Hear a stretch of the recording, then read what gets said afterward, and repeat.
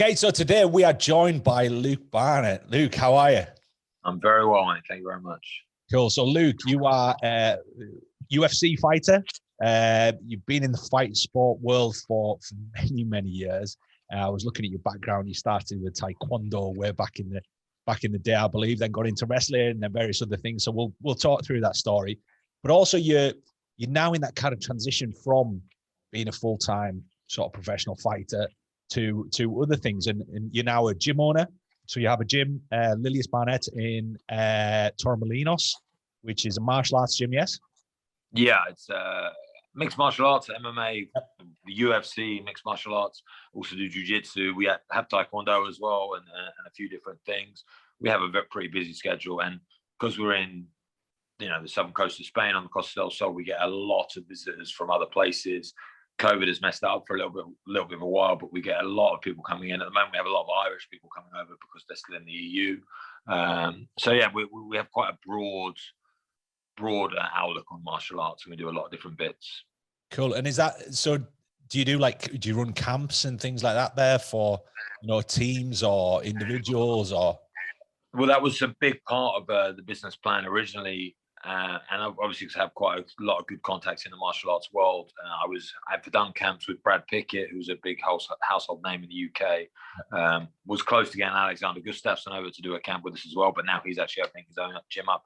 But we do camps. Obviously, with COVID, it slowed down, but I was doing 2-3 a year, and then bringing people over from different locations to train, bringing people in for my own training camps and my other fighters' training camps as well. But yeah, I'm trying to open up a second location now, more down towards Marbella, because it's a bit more of a popular place for people to stay and people to do the whole camp thing. Because when they come to Torremolinos, we've got a great location where we're at, but we're a little bit far away from the beach. And people kind of have that imagination of coming to Spain, being on the beach, training in the afternoon. Yeah.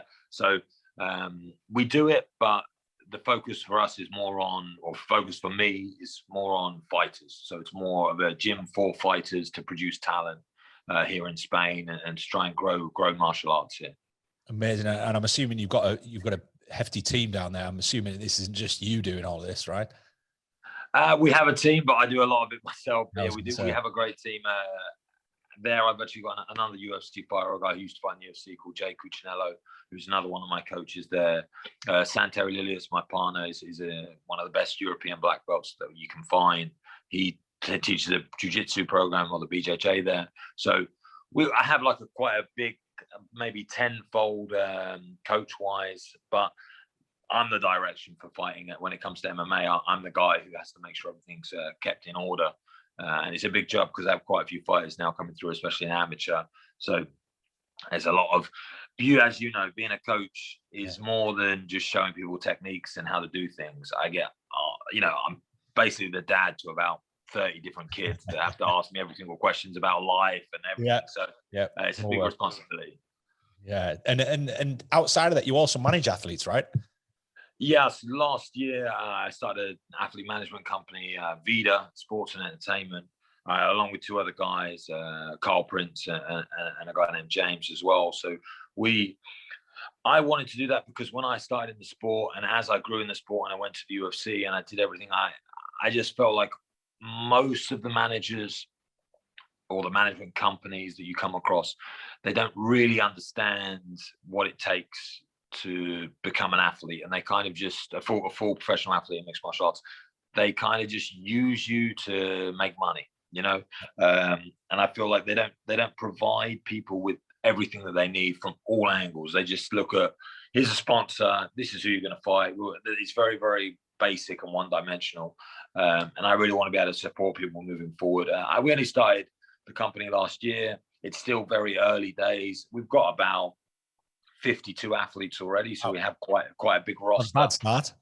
And I have agents who work for the company across the world. So I have an agent in Azerbaijan, in Bulgaria, in France. We're working on at the moment. So, and a couple in the UK, obviously, and me in Spain.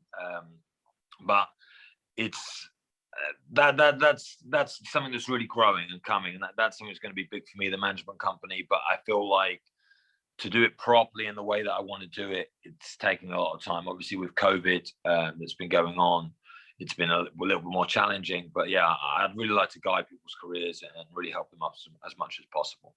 Amazing. And I know you also have an events company, which we'll get onto later, I'm sure. But let's, I want to dig into kind of the history of Luke and this whole journey that you've been on, because, you started, I guess, relatively late, right? You were extremely late. Especially now, if you're looking at the sport now, for me, I mean, you mentioned in the intro that I did Taekwondo. Yeah. I was like a yellow stripe, which is like the first belt.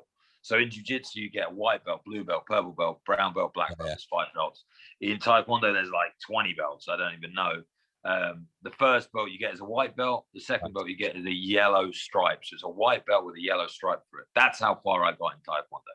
Okay. So you have to learn a 4-directional punch kata, which is basically this, moving in different directions. I was useless. And I was a kid. I think I did that when I was 15, 16 at school, or 14. I can't remember. Then I moved away from martial arts in general. I actually was a assistant manager of a harvester, if you know what a harvester is. Yep. I'm sure anybody in the UK will know what a harvester is. Yeah, exactly. That took me to Peterborough. So I lived in Peterborough, which is a pretty rough place. And my friends through doing that job were really into martial arts and MMA. A guy named Fabio Ferrari, but believe it or not, that's his real name. He's Brazilian and Italian, and they call him Fabio Ferrari. He was a jiu-jitsu guy, so I started training a little bit with him. Yep. And after I moved back to where I'm from in Essex, there's a guy named Jack Mason, who was a good friend of mine, and I worked security on the doors with him. And he took me to this submission wrestling class. This is way before the MMA was really known, or UFC was even known. What kind of age were you at this point? I would have been ranging between 18 and 20. So like those couple of years, my memory is shot when it comes to where I was and who I was with at a certain time. And what I'm trying to work out here is that you were doing security, right? Yeah. And you were a yellow belt in Taekwondo, and was that as far as that went, or did you have some formal training in security, or you do your SIE badge or SIA, whatever it's called? You competed in middleweight, right? So you've never, I assume you've never been huge, right? No, I still am not huge. I'm big. I'm 6'6", so I'm a tall guy. Look good in a suit. Look good on the door. Can chat a little bit. I have good communication skills. But I was a rough kid, but I wasn't really like rough and I never was like that. I don't know why. To be honest, I can't remember why I got into security. I can't remember. I couldn't tell you. I guess I wanted to be tough. Because it paid well, right? Well, it paid well, considering that at the time, you probably want to pick up chicks. You want to do that sort of thing. But I never was even... I worked with Jack, who was an extremely good doorman because he'd had like 10 cage fights and was a tough guy. But I was just led by other people. I was a young kid, did security, put on a suit, said people no, and that's what got me into martial arts, going through that avenue with Jack, because we had a bit of an argument on the door about this other guy called AJ Wen, who he was just a friend of ours, and he said that he could beat me up, and I said it was impossible. I said it's impossible. This skinny guy is impossible, because I used to think I was a tough guy. So he took me down to the gym in Tsunami. So we used to train. I lived in Essex in a place called Chelmsford, but we used to travel to Cambridge to train in a place called Tsunami Gym.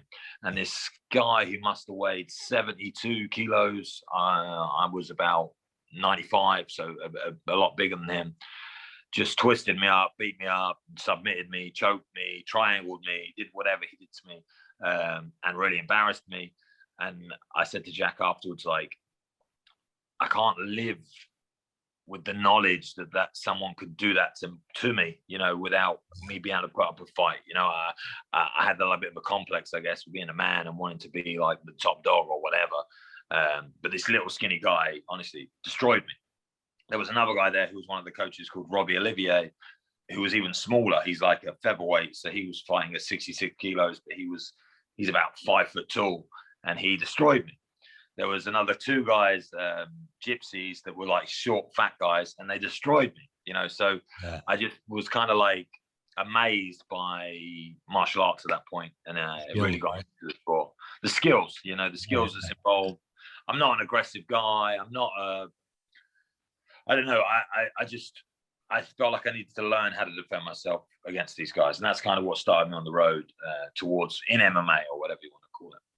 Okay, so you're 18. You've just kind of got into the sport, right?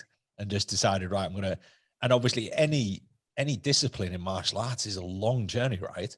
You know, like BJJ is literally, it's, you know, you have to do your dues, and you have to do it for a lot of years to move at the rankings. And, you know, obviously you can get better and beyond what maybe a belt signifies, but ultimately you have to be in the game a long time. You know, I remember doing karate as a kid because that was the big thing locally to me, whereas, you know, taekwondo for you, but karate, again, it was all katas, it was all this stuff that you kind of thought, well, this is all a bit dysfunctional. It's probably not really going to serve me much purpose until I get really, really good at it. But it was this big, long journey, right? So you're 18, and I guess the world of MMA at the time was fairly small, right? That would have been probably around sort of UFC, when UFC just started, right? Well, I would have been, I'm 33 now. So yeah, you're talking 15 years ago. The UFC is 22 years old. So but it would have been before, you know, Bisping would have been just going into the UFC around that sort of time. I believe Lyoto Machida was the champion at light heavyweight or middleweight, one of the two. So it's a long era ago. It's a long time ago. When they, you know, the Gracies were dominating in those early years, Vale Tudo and everything, wasn't it? It was all a bit crazy, but yeah, it was a relatively new sport, right? I remember the VHSs. I had the VHSs of the original ones, and, you know, you'd watch them and like, you know, I can't really understand a lot of it because it was all a lot of groundwork, and you'd be like, all of a sudden somebody be tapping out and somebody be like, what happened there? Yeah. But that's exactly what it was like. It was unknown. It was completely new, something completely different, and I kind of stumbled across it through this path, you know. So how did you move so fast through? So 18, you've just got into it. You know, you've been into sport. You're over at Tsunami doing the MMA. You know, how long until you were at a point where you're like, right, I'm going to do some competitive fighting here? Well, for me, we say 18, but my first trip to Tsunami, I believe I was 20. So the story, I was 20 years old, 2 years later than that. So I'd done a little bit with Jack. I went to that submission wrestling. I'd done a few bits, maybe a bit of Thai boxing or something, you know, but nothing, more like a hobbyist, just messing around. And I remember I was 20 when I went to Tsunami for the first time, and they were, you know, they weren't the country leaders or in any way, like they weren't the best gym in the country, but they were one of the best, you know, top 5. There wasn't many gyms in the UK at all doing it, but the people that were doing it properly, I was so fortunate to meet Jack, who was already competing at a good level, and he was the one that took me to Tsunami. So Tsunami is, now it doesn't exist anymore because everyone, that era is finished. But when I went there was 5 guys that were like the guys, you know, in the country. Robbie Olivier, who was the coach, he was the featherweight champion of the biggest show in the UK.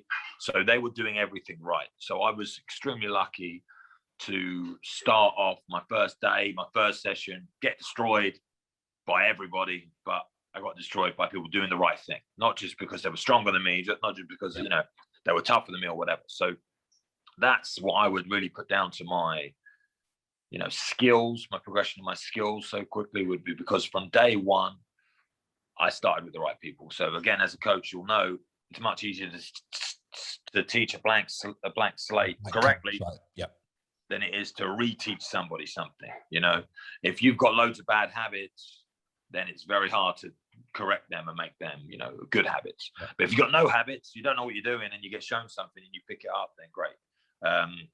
So that was the number one thing. I was extremely fortunate to be at the right place at the right time. And then secondly, I would say I'm a bit, have a bit of an addictive personality, if you want to call it that. So once I started doing the MMA thing, it took over my life, and it became everything that I cared about, was about, you know. So I said I was working the doors I also was working in London for a logistics company. So basically a warehousing company that was sending out products. So during the day, I would have to travel to London from Essex, takes on the train 45 minutes, go to my job, come back. Because I became so addicted to training, I would wake up early, go to the gym before I get on the train, go to work, and after work I would train. So I would train twice a day, but would be 6 o'clock in the morning in the gym, and then after the gym we would drive. After work I would drive to Cambridge, which takes an hour and a half with Jack to train, then drive an hour and a half back, get in at 10 o'clock, eat my dinner, go to sleep, wake up the next day, and go to the, and do it all over again every day. So I became extremely addicted, and I kept doing it, blah, blah, blah, blah. And then after doing it, I'd say 6 months in or 3 months in, something like that, one of the guys had a fight. My friend Fabio Ferrari, he fought in Southend against a guy called Matteo Peran, an Italian guy. And I went to watch, and that was my first like live event. I've been training or whatever, but it was the first live event. It was on UWC, I'm a Warrior Challenge. Fabio won in the second round. Great time, all that sort of stuff. Then I was like, I want to do that. I want to have a fight. And the guys just like, it's different because in that era, there wasn't so many people doing it. And the gym I was at was a very good gym. Like I said, there was 2 brothers, the Maguire brothers. So you've got John Maguire, who went on to the UFC and had his own time and all that sort of stuff. And his brother, Tommy Maguire, who was an extremely talented fighter. They both come from a gypsy background, so they're like tough guys. Yeah. And Tommy really didn't like me when I started coming to the gym because he thought I was like a soft Londoner, like wore a tie, made money, and was like, he's not a fighting man kind of thing. Yeah. So he didn't talk to me except for when he was beating me up. So basically, we were training together. He'd beat me up and he'd say, "You're not worth shit. Get out of this gym." Blah blah blah. It was very, very, very tough on me. You know what I mean? So after it took me 10 months, I think it was 10 months to a year to have my first fight. So after training, all that sort of stuff, getting really, really involved, I fought at UWC for my debut as well, which was the same place in Southend. There wasn't many shows back then.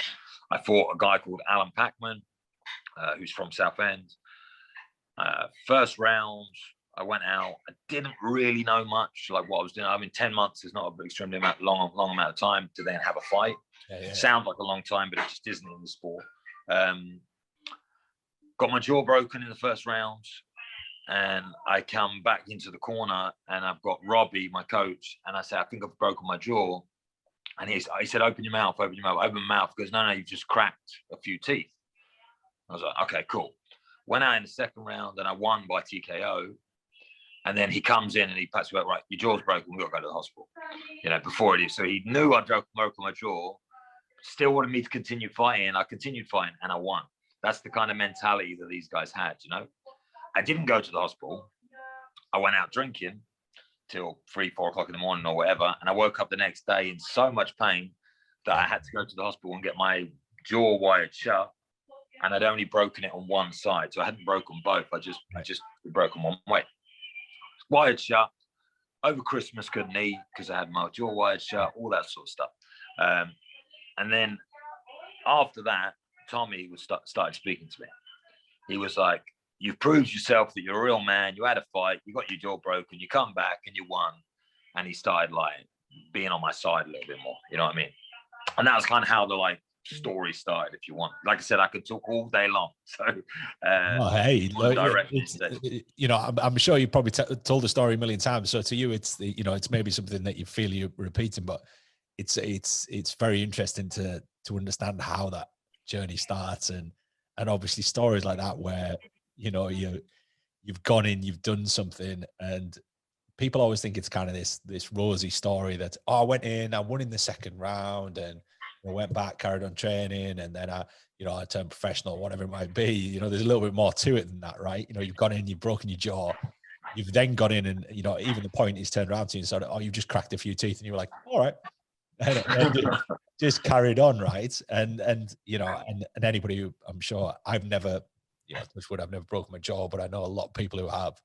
And it's a grim scenario when your teeth are all wired together and, you know, you can't do anything. You know, you're sucking through a straw. They've drilled a hole in probably for it to go through, right? So it's it's pretty grim. So at that point, you've got Tommy's talking to you. John was already talking to you, I assume. So these guys are are running kind of Tsunami, right? Yeah. So Robbie was the head coach, and he was going right. We had a guy called Pierre Goulet, who was an American who was in the army, so he was living in Cambridgeshire, and he was one of the coaches there as well. But John was like the boy, you know what I mean? Like he was like the golden boy everyone looked up to. He was when I joined, he was on a 10-fight win streak, so he'd won 10 fights out of 10. He was this fat gypsy kid, so you'd never expect him to be who he was, but he was. So he was like the guy that I looked up to, you know what I mean? Yeah. And then you had Jack, who was my teammate and my trainer, another, I consider him a coach as well. He's now a good coach too. But we were like good friends, and he would drive me there, drive me back. And he's the reason I started and carried on and all that sort of stuff. So all these guys together became like a family to me, you know, for martial arts. And they all taught me everything every day. There's a lot of other people in the story who came and helped, but these were like the core group that I still speak to every day today, and I'm good friends with. And they will tell you more than anybody, and my family and any of my friends and anybody. I'm like the least talented athlete you'll ever meet when it comes to like. It's not like I went into the gym and I was this like freak athlete and amazing. I'm useless, long, gangly, awkward, weak. Like I had no positives apart from, being long in fighting is good. My range and height. But I'm very uncoordinated.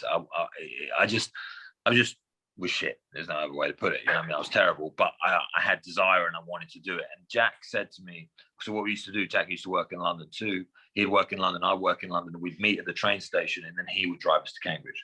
Right. And we trained for the Cambridge trips. We trained twice a week or 3 times a week, depending on the week. So he used to say, because he'd invited loads of people to training before or whatever, he said, I thought you'd only last 3 weeks, you know, because you come, you get beaten up, you go home. Yeah. It's a hard thing to do, you know what I mean? And I never missed a session. I've never missed a session my whole life. You know, it's always been my thing. When I went to recently, I did a training camp with Alexander Gustafsson in Sweden. For him, he was fighting John Jones, main event in Vegas. And they brought me in as a sparring partner. And it's tough to spar. There's another guy called Ilya Latifi, both light heavyweights, now heavyweights, but big guys. I'd be training with them. And all of the training partners, like there was a group of us, there was about 5 or 6 on the camp. They were all like dropping off like flies, like, I hurt my shoulder or whatever. And I'm like, every session, don't miss a session. Then I get invited to go to Vegas for the fight. I'm in the corner for the fight because I don't miss a session. Now they're going to Chechnya to train for another guy. They want to bring me because I don't miss a session. When I trained with Chael Sonnen, another guy who I was on the Humble Fight with, I don't miss a session. So he brought me back. You know, it's just the mentality that I grew up with Tsunami guys. I might not be the most talented. I might not be the best guy, but I'm there every single day. And that commitment really for me is what got me to the level that I got to and where I'm at and training and all that sort of stuff. So I then, like I said, so I had that fight in Southend. I won second round, broke my jaw, so I had to take a little bit of time off, but I was still training. And then had, I think, 1 or 2 more fights. I can't remember exactly. I think I was 3-0 as an amateur. And then I decided to quit my job because my boss at the time, his name was Bob, he brought me into the office and he said, oh, you just seem distracted. And I was like, to be honest, I couldn't care less about this place. I just think about going to the gym. That's all I'm thinking about. So I'm not working to my fault. And he was a very like strict guy. And he was like, well, if you're not giving everything here, then you're not needed. I was like, cool, I'm out. So he said, you either give up, basically he said, give up fighting or give up your job. I was like, okay, I'll give up my job. So from there, I moved into the gym. So I moved from Essex, working in London. I wasn't earning amazing money, but I was doing all right for a 20-year-old kid. I was renting my own apartment, doing on the ladder, climbing up, whatever you want to call it. Quit that off, moved into the gym, and I slept on the tatami or the mats or whatever you want to call it. It's not like I was a kid still, so I didn't have like money in the bank. Like, well, I had no money. The gym allowed me to teach twice a week. Twice a week. I taught like basic MMA classes. I've been training for a bit of a year and a half by this time or whatever. Basic. They paid me £15 an hour. Did 2 hours a week, so I was on £30 a week. Living in the gym for free, whatever. But so I'm sure my mum gave me a little bit of money. I can't remember. But yeah, I was living on scraps, sleeping on the floor, and I did that for 2 years, training every day. Obviously, that's why I was there.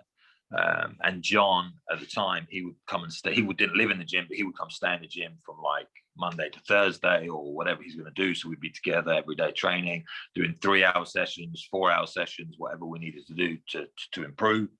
I would be bringing people in from all over the country, would come and train at Tsunami, and I would be there as like the host. We also had good ties in Scandinavia because Robbie Olivier would fly out there for camps. So he would bring Alexander Gustafsson, who I've said a few times now, but he came over to stay at the gym. There's a guy called Jack Hermanson, who's in the UFC now. He used to come over and train with us. We had like a lot of people come through because we were like the epicenter of martial arts at that time in the country. So again, extremely fortunate that the Nigel, the guy who owned the gym, allowed me to sleep there because obviously it's illegal as anything, so I'm not supposed to be there. And I remember about 8 months into sleeping in the gym, I upgraded and they gave me a room behind reception and I got a bed. So I was on the floor for 8 months and then I got a little room behind reception. I had a bed and I used to read a lot. So I used to have all my books next to the bed and I would read before I went to sleep and like. And what were you reading, out of curiosity? Like The Alchemist and Rich Dad Poor Dad and How to Win Friends and Influence People, all those sorts of self-development kind of stuff. Yeah self-development books. Right. But I've never been into like reading stories. I like to read like something that I can apply or something about somebody that I know. So it was either like biographies or like self-development. But I was really into that at the time, like heavily. And obviously I felt like I was on a path. I felt like I was doing something important, and anything I could do to do that would help me. It's almost like this distraction-free. There's an element. There's a little bit of a Rocky about it to some degree. The whole sleeping in the gym and blah blah blah. But it's there's this whole Cal Newport talks about deep work, and it there's this aspect of what you've done there and circumstance or whatever you want to call it, is that you've ended up literally sleeping in the gym. You've ended up, being able to work on self-development because I'm guessing at the time there's, you haven't got a lot of cash. So you're not going out partying. You're not going to the cinema. You're not doing all, so your spare time is being spent either reading books, probably spending a lot of time in your own head, right? Thinking about, what's going to happen in the future, probably thinking about, I have visions of that, what was that chess show where she used to envisage the chessboard above her and, and I can imagine a lot of your own headspace, right? Because I'm guessing there wasn't TVs and there wasn't Sky and there wasn't all this stuff in the gym, right? So at the end of the day, when the lights went out, it was kind of, I'm sleeping on a mat. I wake up the next morning and do it all again, right? So it's this kind of, you've almost created either, intentionally or unintentionally, this incredible environment for development, right? 100%, and that it was accidental. It wasn't on purpose. I wasn't clever enough or organized enough to think that's what I was doing. Now when I look back on it, it's one of the best times of my life. Like living in the gym and having one singular focus. You've got nothing else to worry about. It's something that now with my life has changed so much, and I've got a great little life. I live out here in Spain, and I got my family and I've got the gym, like I said, I've got the events company, I've got the management company, but there's no singular focus anymore. There's nothing that I'm driving towards all the time, every day, waking up thinking, I've got to do this. I used to be unbelievably focused on one thing, how to improve, how do I get better? That's all I cared about with my life. That's all that matters. So where do you think that came from? Do you think it was that, because obviously we've kind of got your timeline from the age of about 15, right? When you started doing Taekwondo. So prior to that, what was Luke like prior to that? You said, you have this addictive thing where when you get engrossed in something, you stick it out and you do whatever it might be. Was there influence from your parents? Was there influence from your surroundings? Was there, what was it? my addictive personality, because it's a long time ago, I don't know, but when I was a kid, my addictive personality was towards computer games. Right. So I used to play a lot of computer games. And when I say a lot, I mean 15, 16 hours a day. Ridiculous amounts when I was a kid. What was your game of choice? Well, there was a game called there's a game called Counter-Strike, which is a shoot 'em up game. Yep. But there was a spin-off of that, an Unreal Engine, which was called Tactical Ops. Okay. And that was, I would say, my game of choice. I used to play a lot with my friend James, and we were like part of a clan. I mean, now the thing with gaming now is it's so normal because of the PlayStation and everything. But back this time, I'm talking PC. I'm not talking about on a PlayStation. I'm on a PC. I've got a headset on. I'm talking to people all over the world, and my mum is freaking out because she's never seen anything like it. You know what I mean? Everyone at school thinks I'm a weirdo because I'm just at home playing games. I was heavily into rock music. Okay. Nothing wrong with that. Yeah, nothing wrong with that. No, of course. But at the time when you're at school and everyone's listening to Eminem and you've got Led Zeppelin on, it doesn't really go, you know. But yeah, so I wasn't an outsider, you know, like I wasn't like a complete outsider, but I've always been myself, you know. I've always done what I've wanted to do when I've wanted to do it. If that's play computer games and listen to rock music, which is against the norm. I was never like into football. I was never like a, you know, I just got on with what I wanted to do. I think my mum is a Jehovah's Witness, so she took a lot of. My dad wasn't. My mum was. She took a lot of flack from like the real world for that because she doesn't celebrate birthdays, she doesn't celebrate Christmas, she doesn't do anything like the normal people do, and she's okay with that. I mean, it's affected my family a lot, but she sticks the course with that. And as much as I'm not religious in any way, and it was hard growing up with that on my side, I think I definitely learned from her, like subliminally, that you can do whatever you want and you don't have to do what people say. You know, if you don't want to celebrate Christmas, which is a big thing, you know, not it's like a massive, you know, and the influence, the external influence, right? Is that how do you switch off from, you know, because peer pressure is a massive thing, right? In whatever generation you were born in, you know, it's you know, for us it was a massive thing, but it was a different thing, right? You know, peer pressure for us was different. Whereas now, you know, peer pressure is everywhere and there's expectancies and blah, blah, blah. And to decide, you know, that you're going to follow this, you know, this religious kind of pursuit and this religious, you know, belief system and how you do certain things to stick out something like, I mean, Christmas is the prime example, as you said, is that everybody around you, I mean, you know, you can't go anywhere without seeing all this, and to go, I'm not going to be involved with that. And really, my mum like really is not involved. Yeah, and that's a pretty, you know, that's. And she's not part of like the thing about my mum is until you met me, you'd never understand. She's not part of like a religious sect, and she's like boring and sits there. Which will people, when you think of a Mormon or a Jehovah's Witness, you think of like my mum's an animal. You know what I mean? She's a crazy woman that will go out, drink all night, dance all night, have fun, enjoy herself. She's not like a very quiet, you know, it's just different. So seeing her stick by her values and what she believed in, all that sort of stuff, definitely had a big effect on me, I would say, as a kid. And allowed me, like you said, to the peer pressure, the other people's opinions, doesn't matter. You know, you can do whatever you want. I think subliminally, I definitely learned that. And then my dad, he was a photographer and he ran his own business, and you know, my dad's had a huge influence on my life in the other side of things. You know, now talking about my life now, when I have all these different companies and things I'm trying to do and projects I'm trying to make, that comes from my dad's side. You know, he's always worked for himself. He's always been in charge of his own life, his own destiny, what he wants to do. He's been quite successful in photography. You know, he was a rock photographer for Led Zeppelin and people like that. He's got a picture hanging up in the National Portrait Gallery of Jimmy Page that he took on stage in London. So, you know, he's done some big things and great things in his industry. He was involved with album covers for Black Sabbath and, you know, Deep Purple and loads of old school rock. Yeah. Most people don't know who they exist. I know them all. Yeah. So he was talking for AC/DC and all these different bands. So amazing. he his entrepreneurial side, or whatever you want to call it, and running his own business, especially back then, which it was a bit easier to make money then, I think, but it was also a lot harder to not. Everyone wanted a job, but to work for somebody, and have a job for life. That whole job for life era.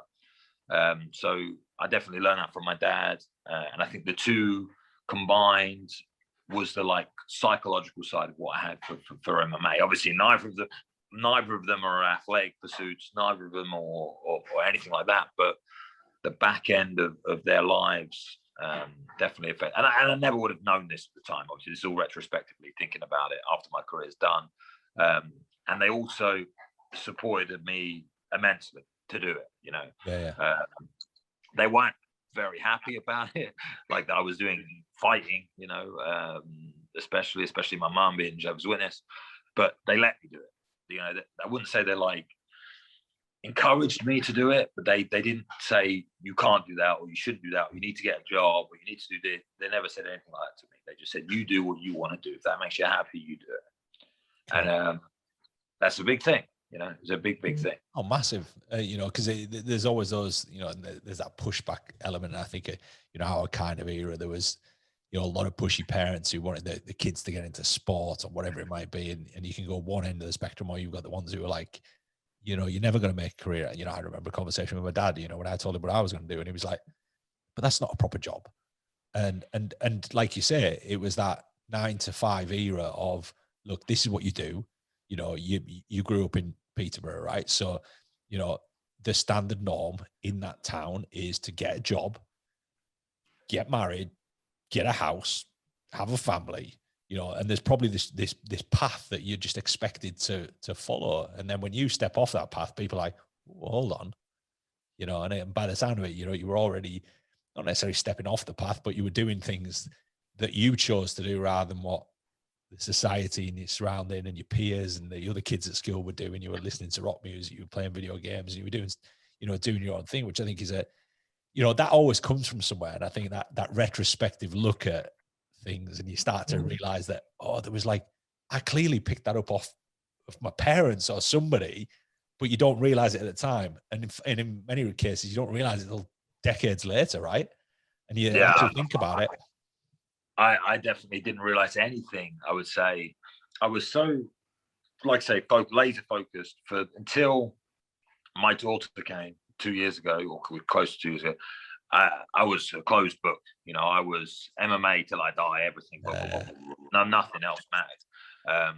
My whole life has revolved around it. I mean, I got married and I've been married for 5-6 years, but my wife has somehow stuck with me through MMA. That's all that matters. Our whole life decision was around that. So we lived in California for a little while because of that, because I wanted to live there, because I wanted to train. Yes. So she moved. When I said I got promoted from the mats to getting a room behind the reception, then the gym moved, and above the gym there was a flat.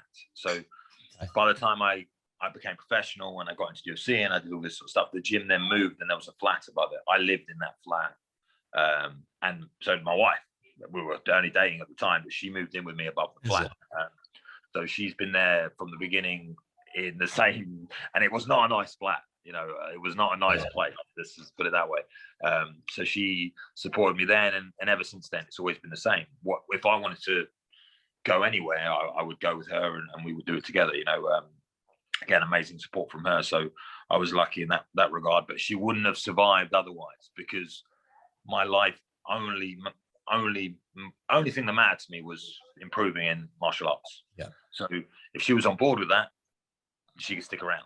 You know what I mean? That's kind of how it was. And if she wasn't, then sorry, I'm busy. Yeah. That happened with a few other women. Like before that, it was like get a few months in, and I'd be like going off to Sweden to train for 3 weeks. They'd have to stay. And it wasn't working. So I was like, cool, I'm done, focused. But with Lucy, my wife, she was on board. Let me do whatever I want, go wherever I want, do because she knew that was my passion. It's what I wanted to do. So I can't remember the point of that story, but it was just it's support mechanisms, right? And at the end of the day, that support isn't there. And I talk a lot about stages of life, right? is that you pinpointed a major one there. You had your daughter, and that's a major, that's a major point in your life where you've got to look at everything, take stock, and go, look, where am I at now? I'm a fight career is never going to last forever. I've got to start thinking outside the box and start thinking about, what things, how do I support all this going forward? How do I continue to make money without having to necessarily step inside a ring? And that's a big, and we talked about it off camera just prior to sort of recording. And I think that's something that a lot of professional athletes sort of struggle with is, what now? What do you do after engrossing in such a, and by the sound of it, you've got into a sport and you've actually stated it yourself that there wasn't a huge amount of talent, raw natural talent, athleticism, anything like that. Basically, you've just got your head down, you've knuckled down, you've grafted your nuts off to the point that you've made it at the level you wanted to make it at. You've gone out, you've competed, you've got an amazing record by all accounts, and then you've got to start to think, what next? What do I do after all this? Which is obviously the sort of stage and period of your life you're in now. So tell me about UFC, because we've kind of circumnavigated, we kind of jumped over that to some degree, but that was a significant, UFC, everybody still knows the brand, everybody still knows what it's about. It's massive.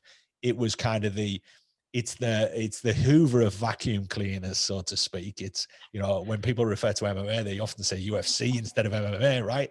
But yeah. MMA is a sport. UFC is the biggest kind of federation with it. So it's the Hoover, right?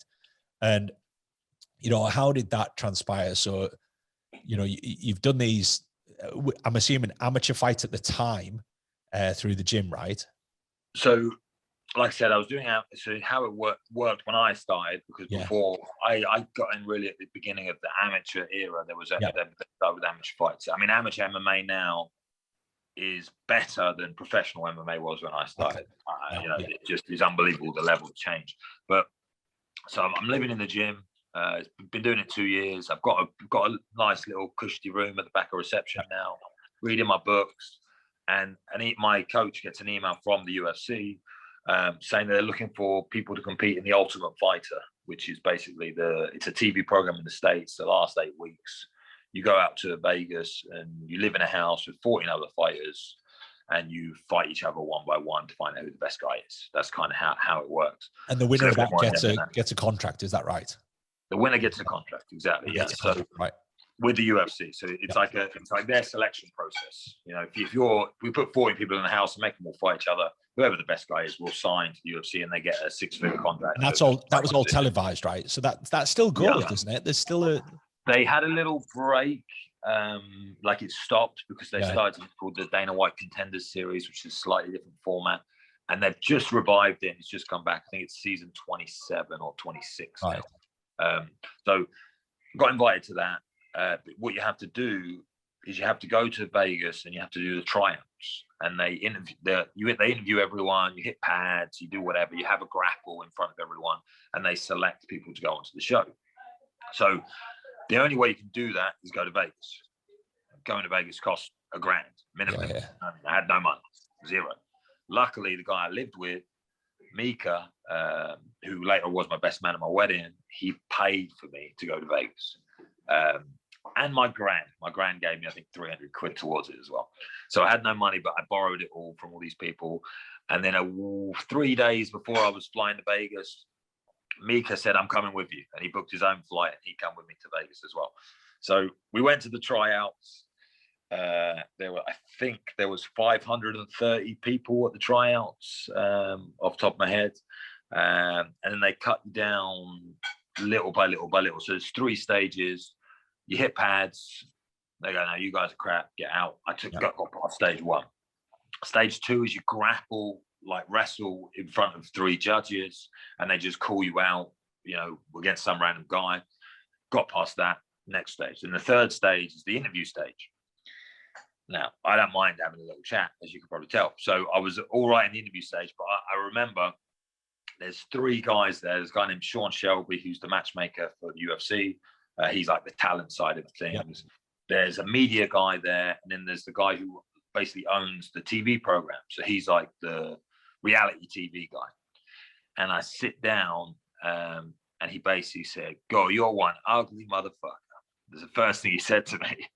And he wanted to see your reaction, because you're going to be on TV, on reality TV and all that sort of stuff. I can't remember what I said back to him, but it must have been pretty smart because I managed to get through that stage as well. But we had a good old chat.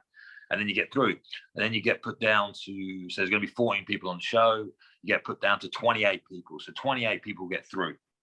Then they pay for your hotel for a week, and they change your flights because whatever your flights had. So they pay all that side of things. So we get stuck in a hotel for a week, and then you do medical exams, your eye tests, all that sort of stuff to see that you're physically able to do the show.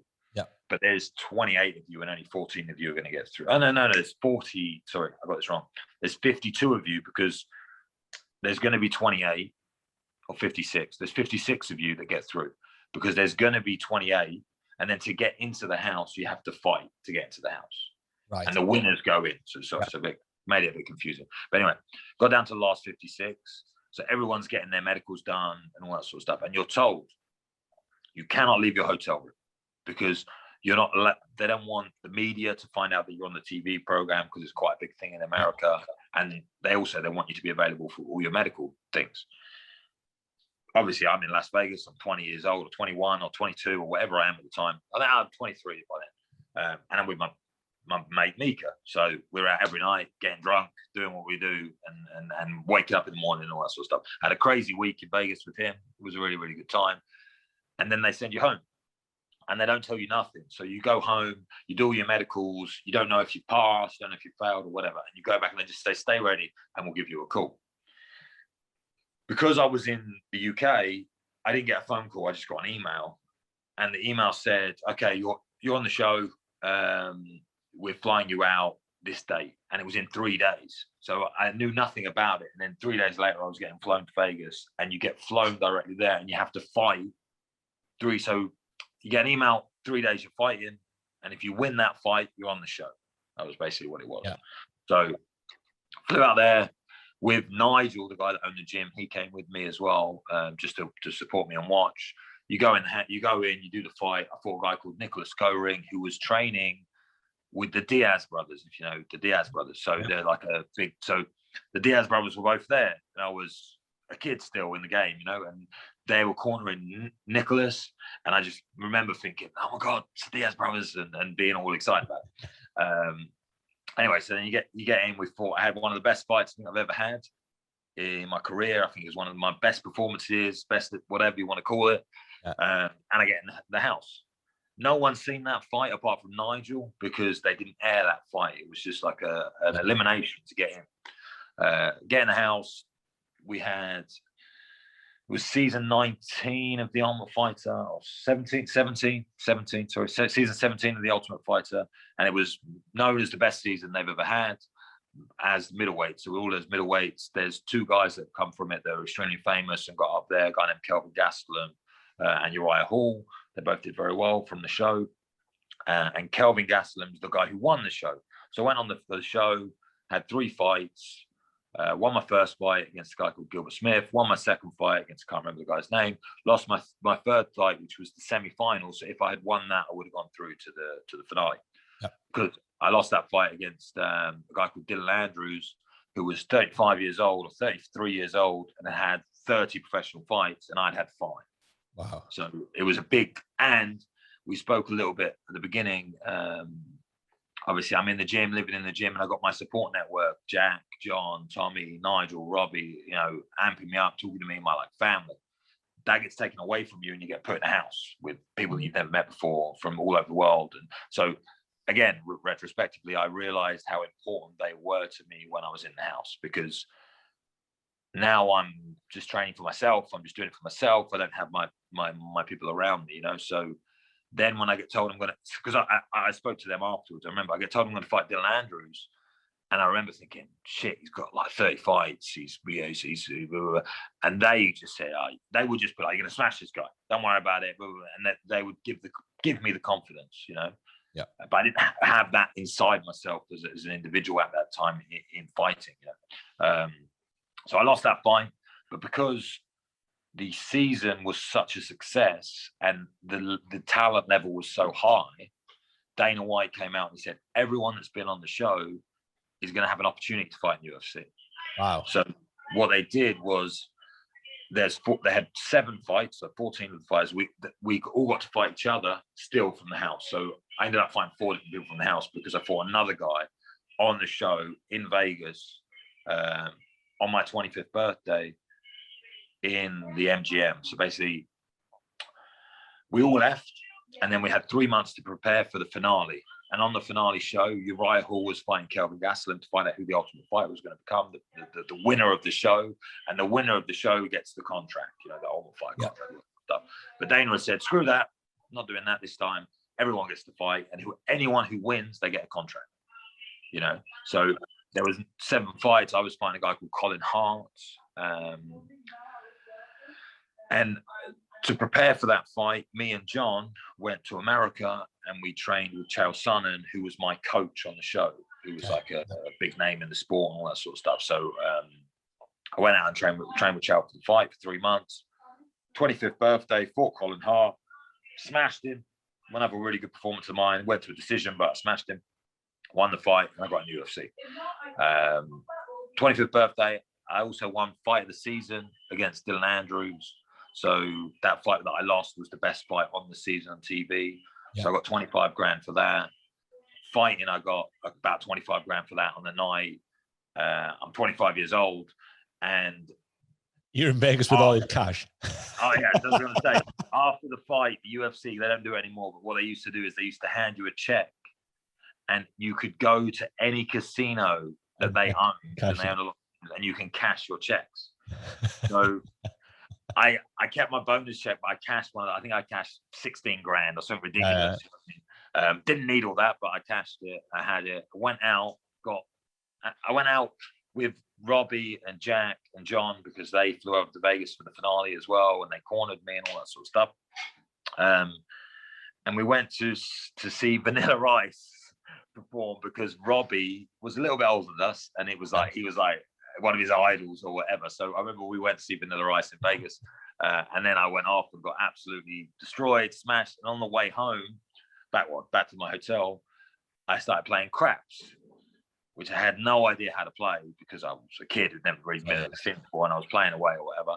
And I managed to make another 5.5 grand following the guy next to me, just him telling me what to do. And I woke up in the morning sitting on a seat like this, just holding loads of chips, like passed out. And John woke me up and go, "What are you doing?"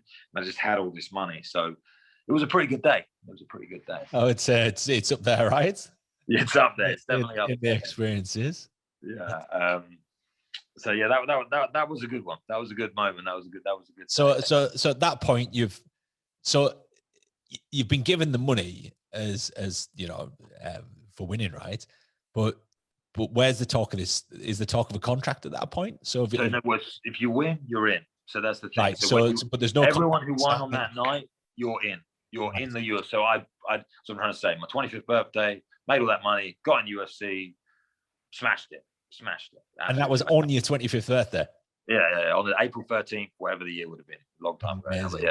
Yeah, it was pretty sweet. Yeah, it was. And then what happens after that, right? So you woke up in Vegas, you got all this cash, and you've had this great time, and then what?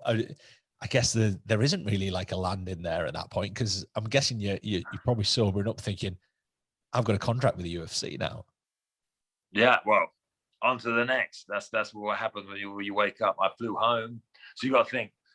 No, I didn't fly home. I'm lying. I didn't fly. I stayed in America for another 2 weeks because Chael, my coach, was fighting in New York or New Jersey, it was, against John Jones, and I'd been helping him train for it. Okay.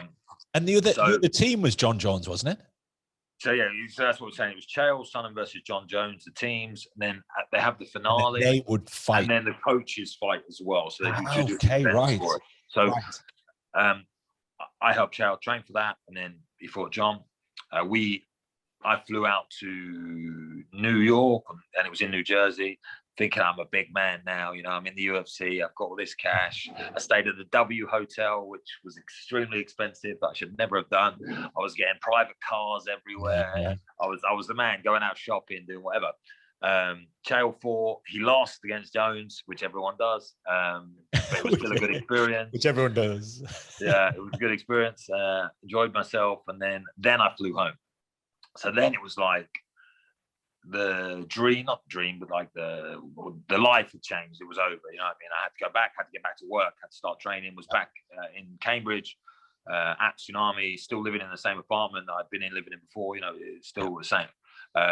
So then I got told I was fighting in Manchester and I had to get prepared for a fight in Manchester. So then just back to normal, back to training, but I obviously had a bit of money in my pocket rather than being this, because that's what I'm trying to say. So from living in the mats, having no money, to going on the Ultimate Fighter, I was in the Ultimate Fighter for 8 weeks.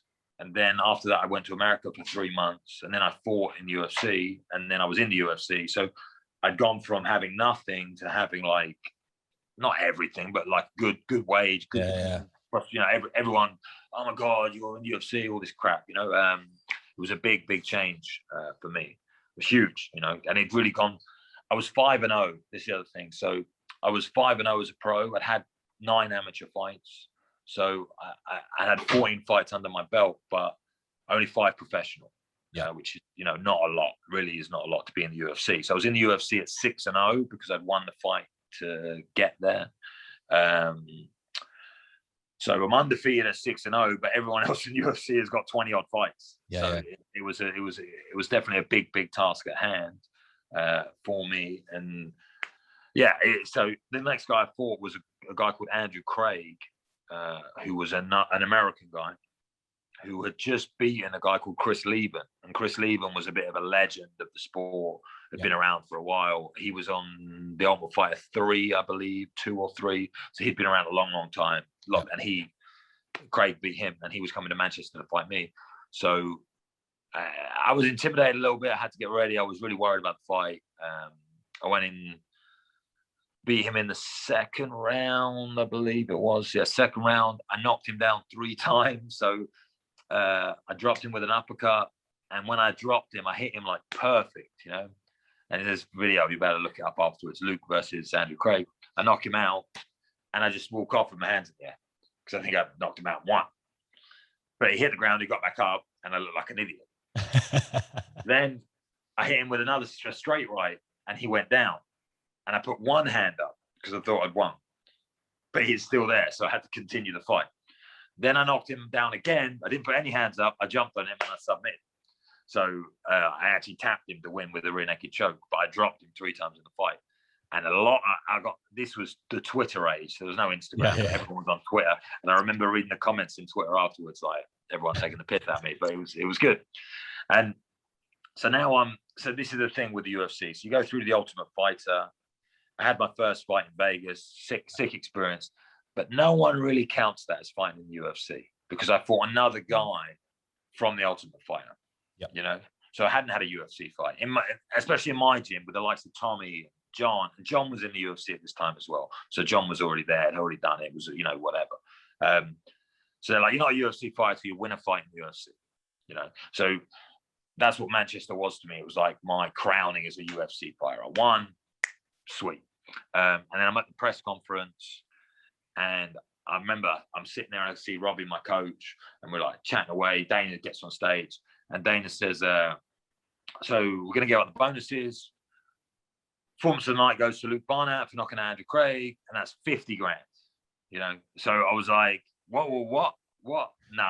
I couldn't believe it. I wasn't even thinking about it. It kind of completely the price, you know? And I could see Robbie like going crazy, you know. So that was another great experience, and you know, I had a good night out, all that sort of stuff. Then come off that fight, I'm now 2-0 in UFC, undefeated. Things are starting to like build up. People are like, oh, who is this guy? You know, and I'm just a scrawny kid that doesn't really know much. I'm really like early on in my career. Then I fight in London at the O2. A few months later, maybe 3 or 4 months later, against a guy called Mats Nilsson, who was a Swedish prospect, the next big thing out of Sweden or whatever. Black belt on the ground, really, really good. Go out and I dust him in a round, knock him out in the first round. Brought my boxing coach with me, felt great, him with a head kick. Which UFC was that? UFC London. I don't know what number. My brain is not good enough for that. But it was. I think I might have been at that. That was when John Gustafsson fought against Jimmy Manuwa for the main event. So it was a while ago. I can't remember exactly. But anyway, so I smashed him, felt great. And I go backstage. I'm thinking, fuck, I'm going to get another bonus. I just knocked the guy out in the first round. I'm going to get a bonus. And I'm sitting on stage like, yes, come on. Come on, Dana. No one else got a knockout that night, apart from Alex knocked out Jimmy Manuwa. And I'm thinking, well, there's 3 bonuses, right? You get 3, they give out 3. So Alex will get 1, I'll get 1, and they'll give someone a submission or whatever. Who cares? I'm going to get a bonus. That's what I'm thinking. I'm standing there, sitting there, and Dana says, bonuses for the night. We're going to give this guy submission of the night. Who cares? Whatever. We're going to give Alexander Gustafsson 2 bonuses for knocking out Jimmy Manuwa. And I'm like, you what? I'm just looking at him, and Dana says, don't worry, Luke, we'll look after you. Were his words. I'll never forget. I was like, sweet. So Alex basically stole 50 grand off of me, which I've never let him forget ever since. And I was extremely pissed off. This is what I'm trying to say. The mindset. I've gone from being a kid who knew nothing, got in UFC, smashed it, got the second fight, smashed it, didn't even expect to get a bonus, got a bonus, happiest man alive. Now all of a sudden I deserve it. And I'm sitting there thinking, oh, I'm going to get it. I deserve this. And it gets taken away from me and I'm pissed off. So now I've gone from having nothing, living in a gym, to getting pissed off that I've won a fight in London for the UFC. It's like that, how quick it changes. It's unbelievable, the mentality. And no one prepares you for that. You know what I mean? No one. People say to you like, "Oh, you're gonna," but you just get so wrapped up in what's going on, and so you start believing all this bullshit and thinking all this stuff. And I have very grounded people around me. Like Robbie, John, Jack. These guys are like. So I start getting a bit elevated, and I was really. And then I remember the UFC. They sent me you get like a secret bonus kind of thing. Like Dana said he's going to look after me. He sent me a little bit of money.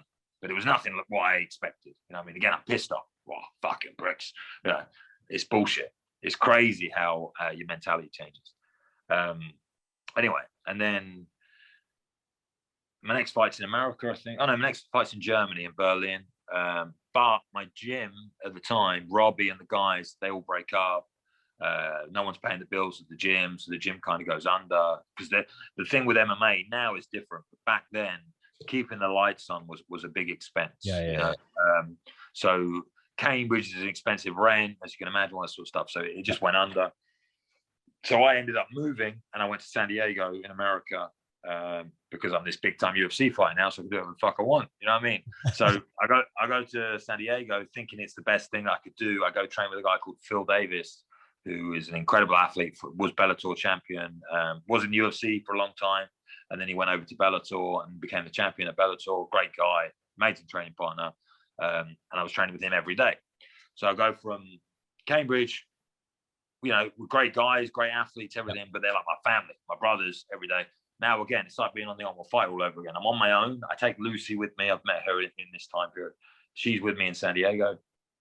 And I'm doing it just for myself. Just going there, training every day with Phil. You got Dominic Cruz there, Jeremy Stevens, all these amazing. I think there's 25 UFC fighters on the map, and it's a big change because you go. John was in the UFC as well. Me and John were both in the UFC, but I go from being one of the only UFC guys representing England, this big warm feeling of this responsibility that you've got, this focus that I had, to then being in a gym with 25 UFC fighters and no one really gives a shit. You know what I mean? Yeah. So, and I've got a fend for myself. My support network's gone so much, apart from Lucy, she's obviously still there. Great training, unbelievable training, But as I said at the beginning, I'm not some freak athlete. I'm not this guy who, I'm awkward, scrawny kid who likes to have a little bit of a fight.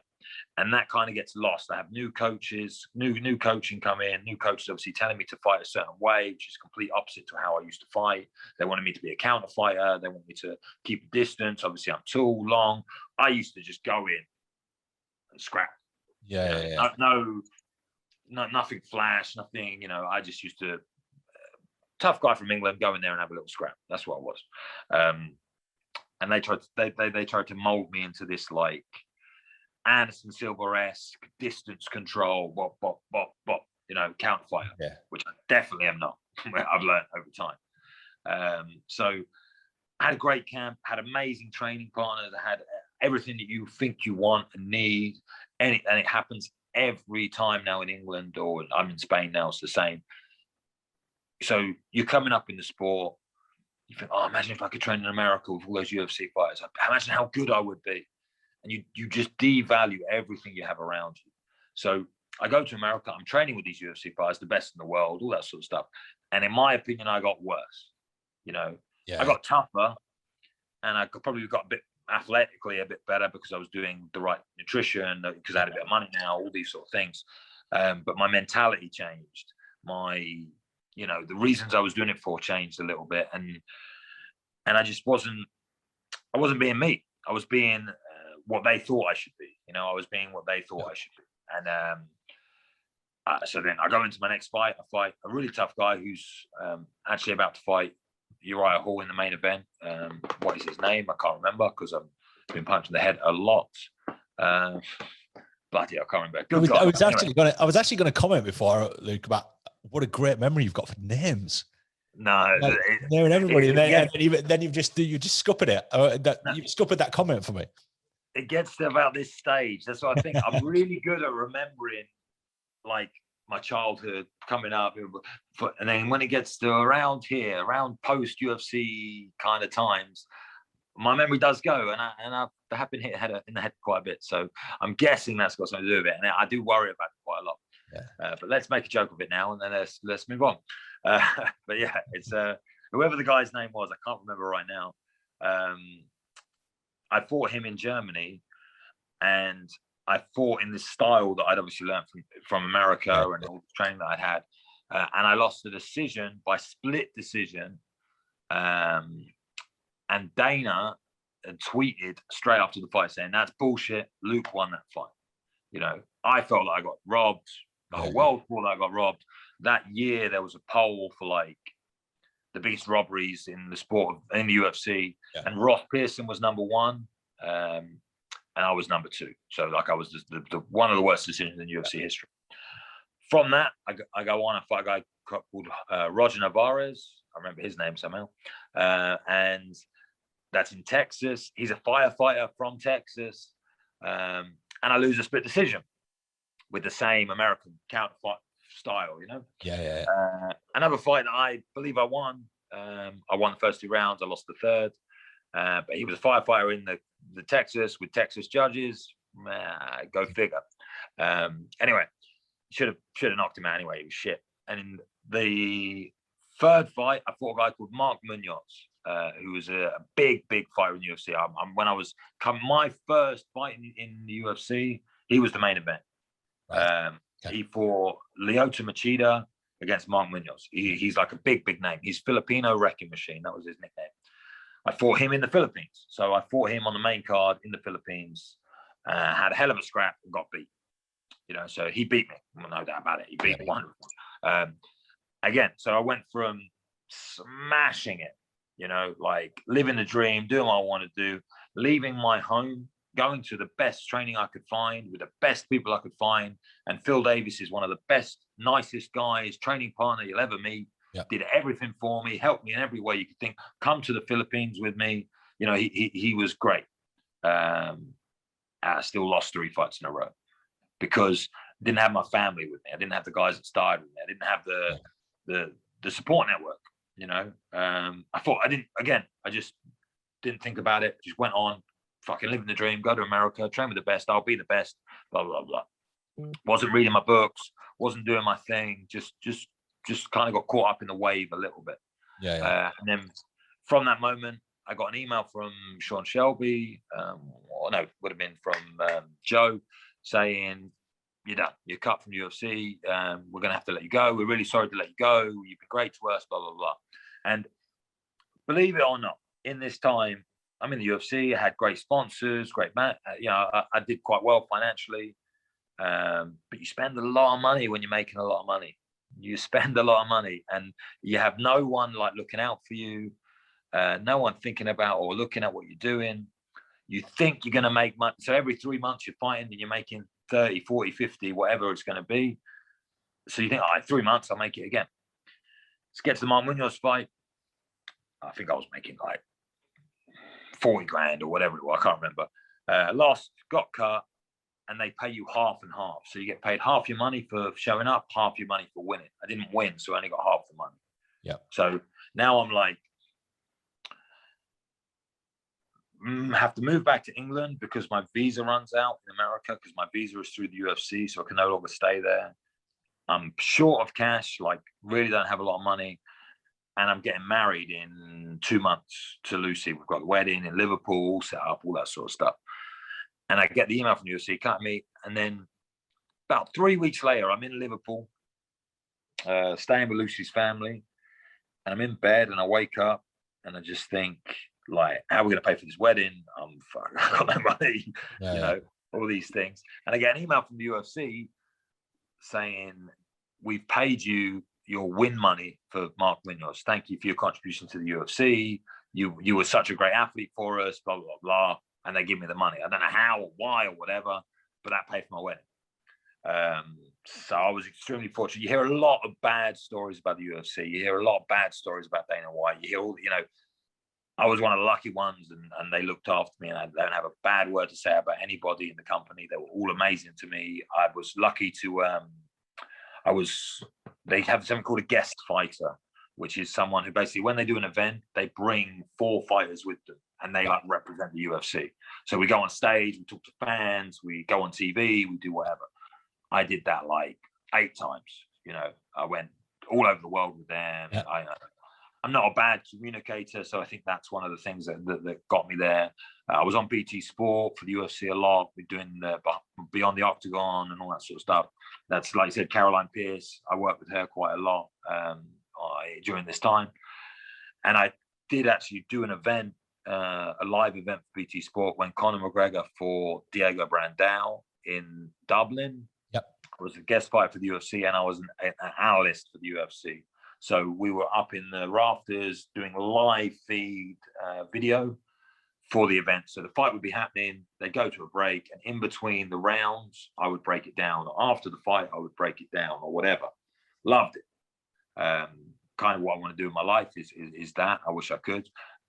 So, but after that experience, I had a bit of a bad experience with the TV company, and I was like, fuck that, I want to concentrate on fighting. I'll do this at the end of my career, you know.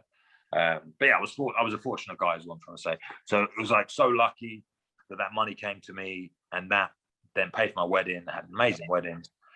And then I decided to move to Spain, because once you've lived in the sun, it is very hard to move back to England, believe it or not. I can absolutely believe that. Yeah, so 2.5 years in San Diego, where it is 27 and sunny every day, led me to come here. So that's why I moved to the south of Spain. But I kind of come here with not much of a plan. I just kind of, fuck UFC, I'm done, and I you know.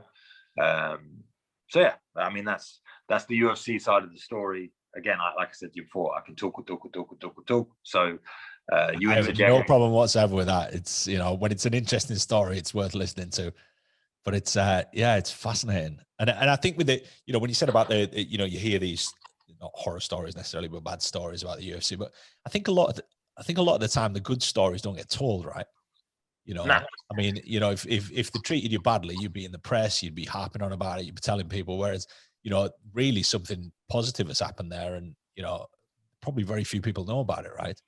You know, ultimately they had no obligation to pay you, and they turned around and did, and you know, sort of gave you a nod and sort of said thank you, you know, which I think is, and I think, you know, I don't know obviously how it would feel at the time, but I guess when you start in any kind of fight sport, you realize that there is a shelf life, and especially in something sensitive like the UFC, is that there's a point there where there's more people coming through that, you know, they want to feed that animal, don't they? And they want to keep that turning over, which I guess is just part of it, right? And unless you're a Conor McGregor or you're a John Jones, it's you know, that shelf life is probably fairly short. So, and then obviously from that, you know, you're in Spain, you've started your management company, you've got your gym, you've got loads of stuff going on by the sound of it. So it sounds like you've got a path plotted, and you know, you're looking towards the future, and you know, how do you continue to, and I guess stay in the game, right?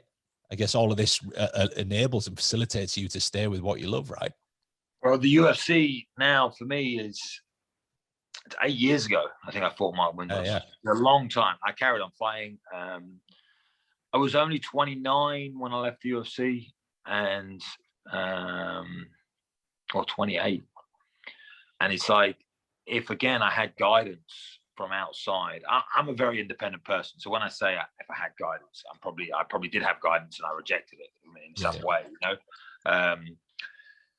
But I then went on a 5-fight win streak after that, coming out of the UFC, and I got offered a UFC contract again.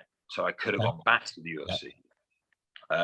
And I, at the same time, got offered a fight with a guy called Mamed Khalidov, who is a superstar. I'm going to say superstar. He's like the biggest name outside the UFC in Poland. So he's like has his own energy drink. He's like the face of MMA in Poland, you know.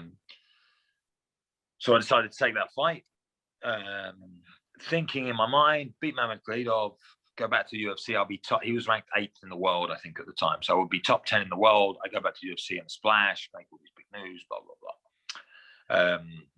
That was in main event, Manchester Arena. Manchester Arena, I can't remember the date. And I trained 3 months harder than I'd ever trained. Ever. Even my debut for the UFC, ever. Because by this time, I knew how to train. I knew what I was doing. I was very well accomplished in the sport. I'd done a lot. I'd been around the elite level athletes. I knew how to train. I gave every penny I had, every moment I had, I gave to this fight. My family were there. My wife's family were there. My friends were there. And the fight lasted 21 seconds and I got knocked out. And again, retrospectively, going back on now I could say, I think that broke something inside me losing that fight. Like, it was, at the time, I remember I lost, fucking cried my eyes out in the shower, had a shower, went out, saw my wife, saw her family, told them I was okay, everything was fine. It was the first time I've ever been knocked out. It was the first time I'd lost, it's the first time I'd been beaten. I'd lost before, but it'd always been a decision. And I always felt like if I had done something, I would have won, or the judges got it wrong. Or when I fought Mark Munoz, I remember the relief in his face when the fight was over, because I just kept coming, didn't get tired. I got beat badly, you know, knocked out, unconscious. So that was very hard to swallow for me.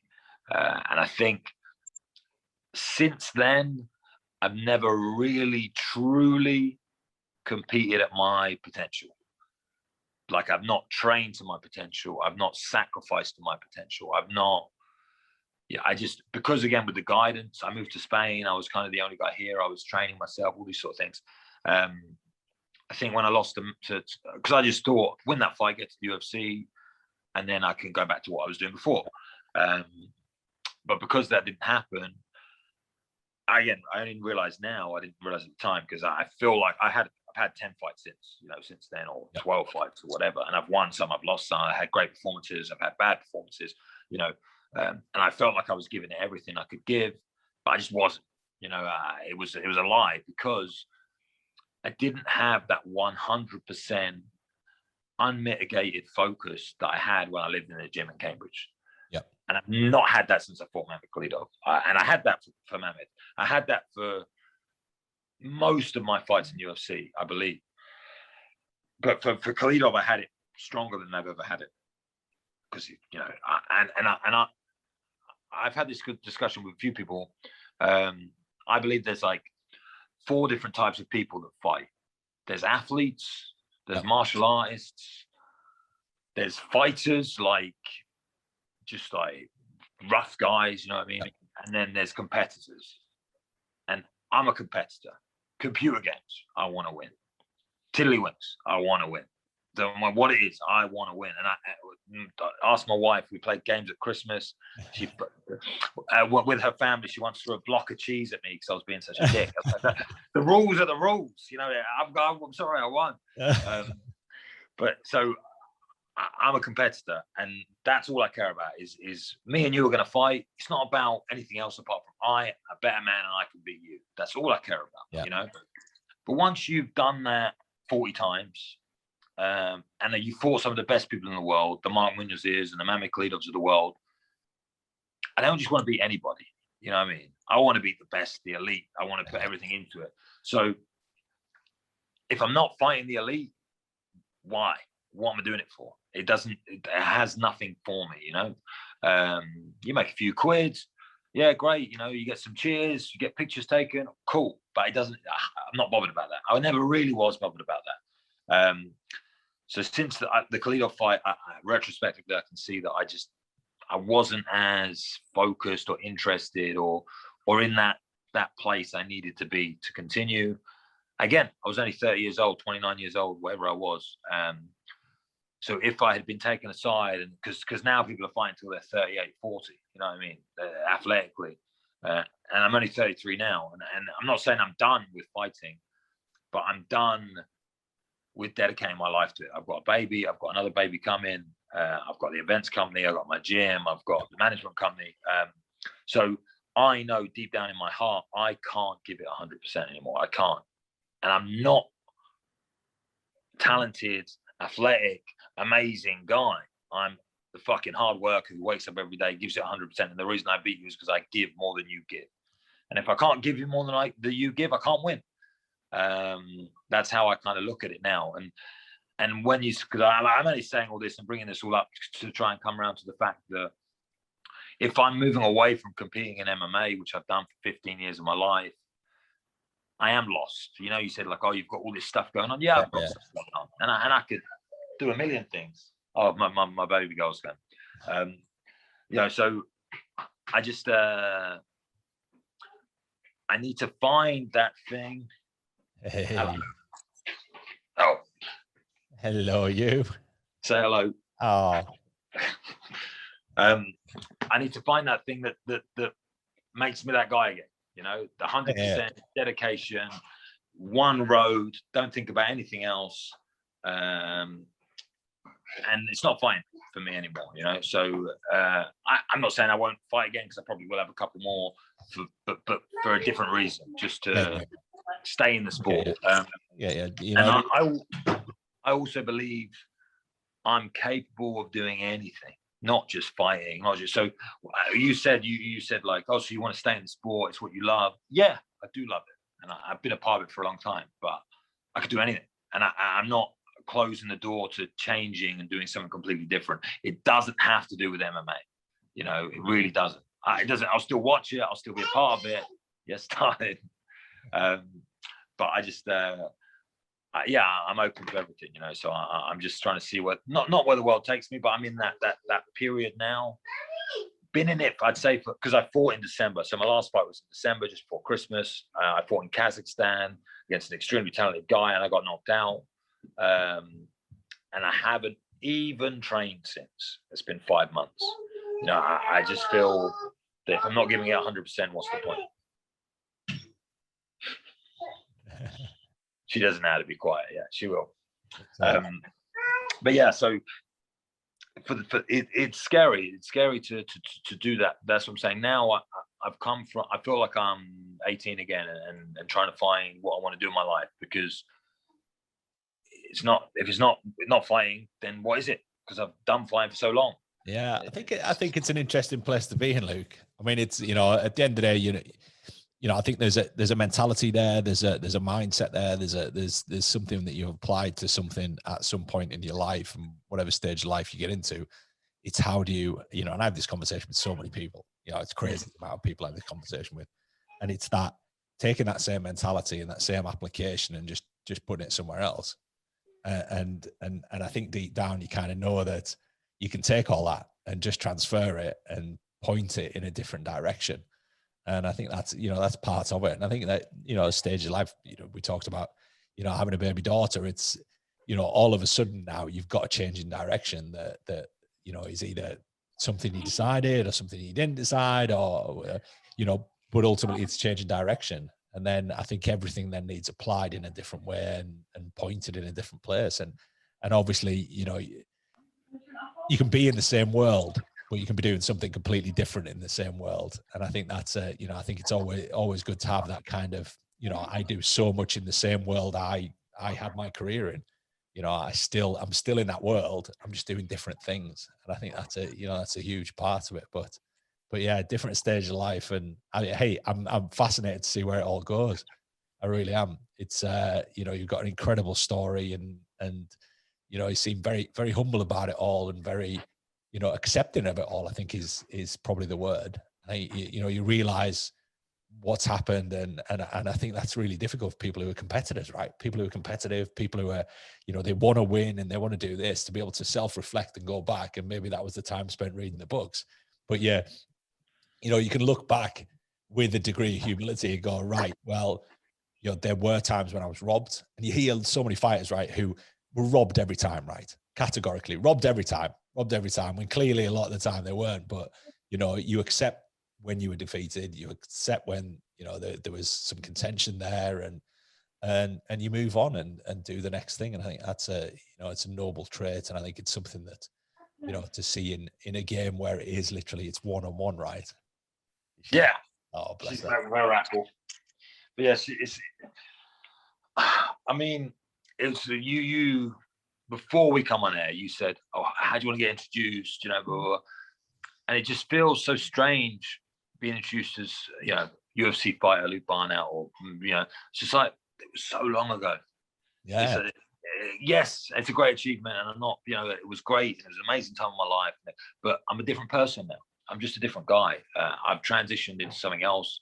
I'm not in that way, but I don't see myself as that. I see myself as, I don't really know how I see myself. I think that's a problem. You know, you're a father, you're a husband, you're a businessman, you know, and all of that still remains a, you know, an aspect of your life. I mean, the UFC thing, obviously, you know, I knew the timelines. I know the timelines. I know it was a long time ago, which is hence why I asked. I was like, you know, do you still, you know, is that still a mantle that you still want to be sort of associated with? And because it was such a huge and significant part of your life, and obviously people know the UFC, you know, whatever way you cut it up, you know, you got people who only have probably had one fight in the UFC, you know, and probably lost it, right? And you know, you're still a UFC fighter, and I think that's a significant mantle in anything in fight sports. You know, you know, to state that. So yeah, I think you should hold on to that. I think you should, you know, revel in it, I think is the word. Revel in it, and you know, as a significant part of your life. But yeah, no, I should, and I do. Listen, I do, but I just feel when you're, you know, when you're part of something, you know, on the outside looking in, fine, but when you're part of something, I know plenty of guys have had one fight in the UFC and called themselves a UFC fighter, and they put it on Instagram, and they wrote, it's like, I'm not interested in that. You know, I had value, and I did very well in the UFC, not just in the fighting aspect, but like I said, everyone there I got on with. I was at an event recently because I'm managing a guy called Lerone Murphy now, and he's a kid from Manchester. He's undefeated as well. He's 2-0 in the UFC now. Just got a fight of the night, bonus himself. And I was at the UFC, and the photographer was chatting to me like, "Oh, Luke, how are you?" Well, so I haven't seen him in 8 years. How do you even know who I am? Like, what? You must take it. But because I was just really there, you know, I was really present at the time when I was in the UFC. I really experienced it in its fullest, and I think maybe that's why I'm not ready to put it behind me, but I'm happy just saying, "Oh, it happened in the past." You know, I don't have to cling on to being a UFC guy. Whatever, you know, it's like I still believe, and that I can achieve more than fighting in the UFC. You know, I can do better. I can do better, and she's better. In general, you know? Hey, look, it's lovely to see you in that kind of, you know, with your daughter there, and you know, doing your thing. Being hollered daddy at multiple times is an honor. So Yeah. Hey, Luke, I'm going to leave you to your family time. I'm very conscious. We've been chatting for a long time. You said you could talk, but I'm quite happy to let you talk. And to be fair, we could probably continue this conversation for another hour. But thank you so much for your time, and thanks for telling your story. It's a fascinating one, and I think a lot of the listeners will take a lot from and understand, the mindset of what you got fixed into, and to hear about the sleeping on the floor and the book reading and the application that you put towards that. I think, and also that accepting, and you stating that you weren't naturally talented, you weren't, work beats, as they say, right, work beats talent, and I think you're a prime example of that, of somebody who was grafted and got the rewards of it very much. So, hey, I'm going to leave you to it. Thank you for your time. Good luck with everything going forward. I'll keep tabs on you, and obviously if there's anything we can help you with, give us a holler. And thanks again. I appreciate that, Phil. Thank you very much. Thanks for listening to me, and it was a great chat. And it's been I've not reminisced in a long time, so I think that's why a lot of it came out, because it just made me think. Absolute pleasure, sir. All right, take care. Nice one, Phil. Cheers, mate.